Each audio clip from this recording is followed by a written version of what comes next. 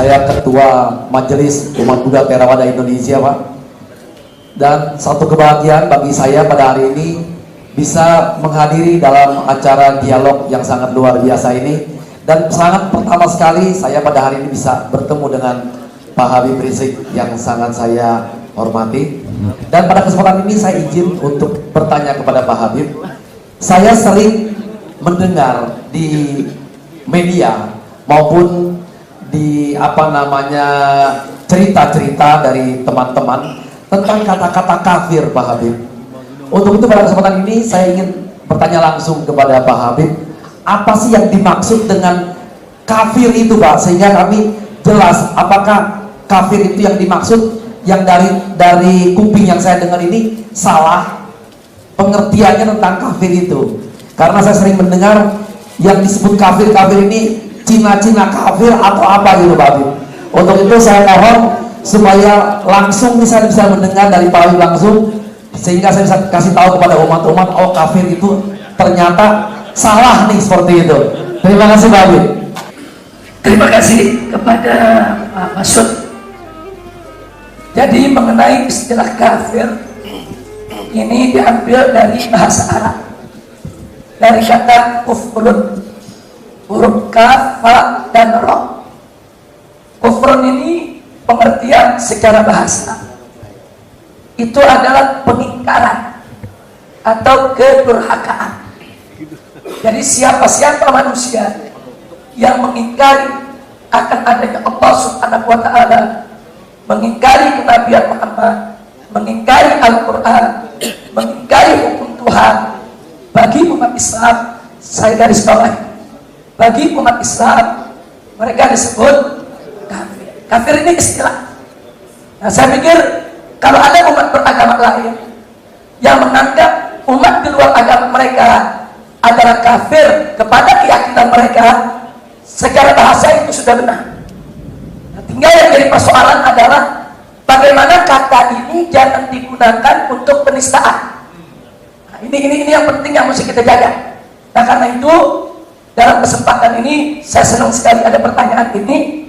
Saya ingin memisahkan antara pluralitas dengan pluralisme. Nah, ini kadang-kadang suka rancu. Ada Majelis Ulama Indonesia mengeluarkan fatwa secara resmi bahwa pluralisme itu hukumnya adalah haram. Tapi disalahartikan oleh sebagian kelompok masyarakat. Mereka menuduh kalau Majelis Ulama Indonesia ini intoleran.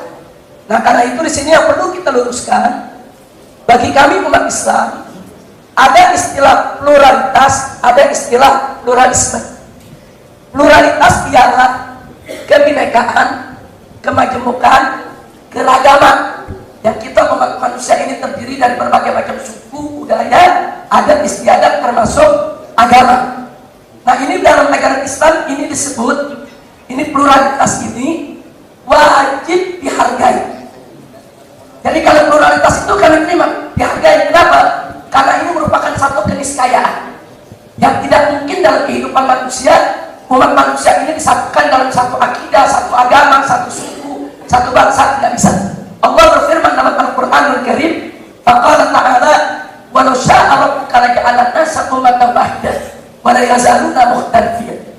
Jadi dalam ayat ini artinya Allah mengatakan walau sya'a rabbuka, andai kata Tuhanmu menginginkan, laja'ala an-nasa ummatan wahidah, Tuhan maha mampu untuk menjadikan manusia sebagai umat yang satu. Akan tetapi ketentuan Allah wala yazaluna mukhtalifin, ternyata manusia itu akan selalu berbeda di antara mereka. Nah, karena itu Islam menerima pluralitas sebagai satu keniscayaan yang harus dihargai, yang harus diakui keberadaannya, dan wajib kita menjaga toleransi antar perbedaan-perbedaan ada. Itu pluralitas. Nah, sedangkan pluralisme dalam pemahaman Majelis Ulama Indonesia yang sudah disebarluaskan di mana-mana, itu adalah suatu isme, suatu pemahaman, keyakinan, kepercayaan yang mengatakan semua agama sama, sehingga mereka melarang umat agama apapun, bukan hanya Islam, umat agama apapun mengklaim agamanya yang benar dan paling benar, agama lain salah. Ini pluralisme. Nah, sedangkan bagi ajaran Islam, setiap manusia apapun agamanya, dia berhak meyakini agamanya yang benar dan paling benar. Dan dia tidak boleh dipaksa untuk membenarkan agama lain yang dia tidak yakini.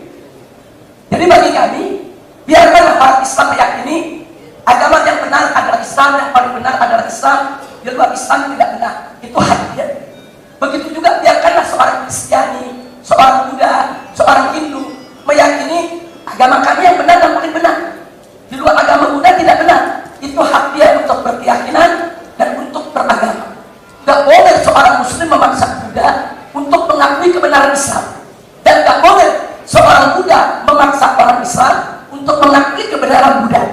Nah, jadi di sini biarkan masing-masing umat beragama itu bebas meyakini, bebas beragama, bebas dia mengklaim agama yang paling benar. Yang penting dia tidak boleh hina agama orang.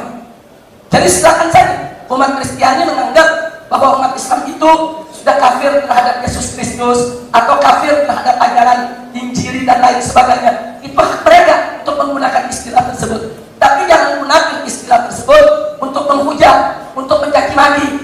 Nah, jadi jangan juga sampai dalam rangka untuk menjaga toleransi, akhirnya definisi kekafiran kita ubah-ubah. Ini nanti akan membuat ketersinggungan di antara umat beragama. Nah, artinya begini, umat Islam mengatakan, oh yang di luar Islam itu kafir. Tahu-tahu umat Islam dipaksa untuk mengatakan yang luar Islam itu bukan kafir. Ini akan terjadi konflik yang luar biasa di dalam soal keimanan. Nah, jadi artinya itu suatu terminologi yang ada di umat beragama masing-masing. Mungkin Kristen punya istilah tersendiri apa arti kafir, mungkin Buddha juga punya istilah tersendiri apa arti kafir, dan umat Islam juga punya istilah tersendiri apa arti kafir. Tapi yang jelas dalam ajaran Islam tidak boleh kita menistakan agama apapun. Di dalam Al-Quran ada ayat yang berbunyi, la tasubul ladina yad'una min dunillah. Apa kata Allah dalam Al-Quran? Hei orang-orang yang beriman, hei umat Islam, la tasubul ladina yad'una min dunillah. Jangan sekali-kali kamu menista, mencaci maki orang-orang yang menyembah selain Allah. Ini larangan dari Allah dalam Al-Quran. Nggak boleh menista agamanya, nggak boleh menista agamawannya, nggak boleh menista ajarannya, nggak boleh. Nah, jadi ini merupakan salah satu prinsip toleransi di dalam agama Islam. Nggak sampai di situ. Dalam Islam juga ada ketentuan la ikraha fiddin. Tidak boleh ada pemaksaan di dalam untuk memeluk suatu agama. Jadi tidak boleh ada orang Islam memaksa umat beragama lain supaya masuk Islam, atau menteror, atau mengancam, atau menakut-nakuti, atau menjebak, atau menghipnotis, atau melakukan perbuatan-perbuatan yang tidak semestinya sehingga orang tersebut terpaksa masuk ke dalam ajaran Islam. Itu nggak boleh. Tidak boleh sama sekali ada pemaksaan dalam bentuk apapun. Jadi nggak boleh mencaci maki, nggak boleh memaksa, nggak boleh menteror. Bahkan soal menteror perlu kita garis bawahi dalam Islam. Jangankan dalam suasana damai, dalam suasana perang, kita perang, dalam perang saja umat Islam nggak boleh menghancurkan rumah-rumah ibadah umat beragama lain. Umat Islam nggak boleh mengganggu agamawan mereka.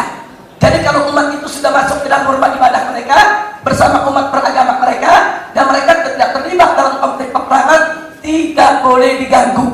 Nah, jadi demikianlah saking toleransinya diajarkan dalam ajaran Islam. Yang terakhir, ada satu pesan dari Nabi Muhammad SAW. Ini hadis dipegang, harus wajib dipegang oleh umat Islam. Nabi mengatakan, man ada dimiyan fa ana qasduhu yaumal qiyamah. Nah, ini ada istilah lagi, ada istilah kafir, ada istilah dhimmi. Nah, dhimmi itu maksudnya orang di luar Islam yang hidup di tengah-tengah umat Islam, dan dia menjadi warga yang baik. Dia nggak pernah mengganggu umat Islam.